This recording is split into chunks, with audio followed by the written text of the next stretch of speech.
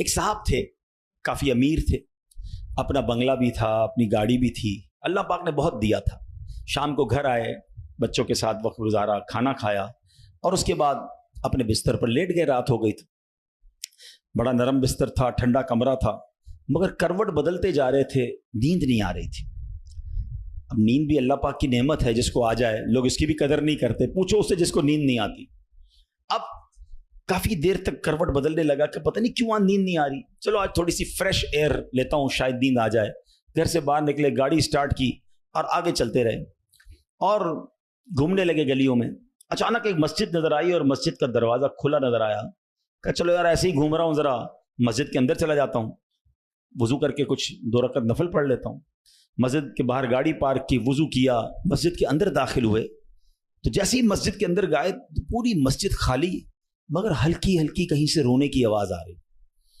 رات کو اس وقت کون ہے مسجد میں اور کیوں رو رہا ہے؟ تو دیکھا کہ ایک کونے میں ایک غریب آدمی اللہ کی بارگاہ میں ہاتھ اٹھائے رو رہا ہے اور روتے روتے اللہ کی بارگاہ میں عرض کر رہا ہے کہ اے اللہ، میری بیٹی بیمار ہے، ڈاکٹر نے آپریشن کا کہا ہے، مجھ غریب کے پاس پیسے نہیں ہیں، کہاں سے لاؤں؟ اے رب کریم، تو ہی اسباب بنانے والا ہے، مجھ غریب کی حالت زار پر رحم فرما.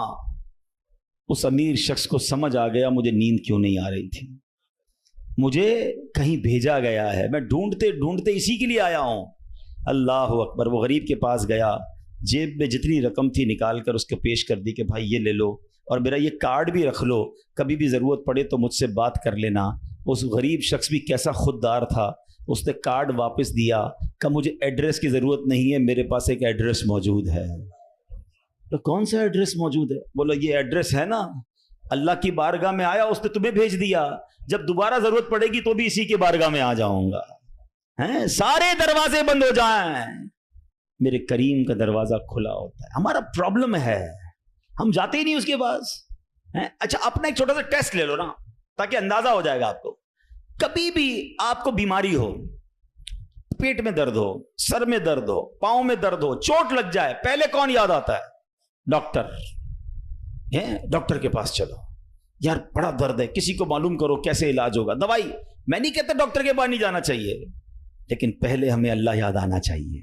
اے اللہ تو شفا دینے والا ہے، کرم کر دے مالک. کاروبار میں نقصان ہوا، فیملی میں پرابلم ہوا، واٹ ایور پرابلم، سب سے پہلے ہمیں دنیا والے، سورس وکیل، پولیس، یہ یاد آتے ہیں.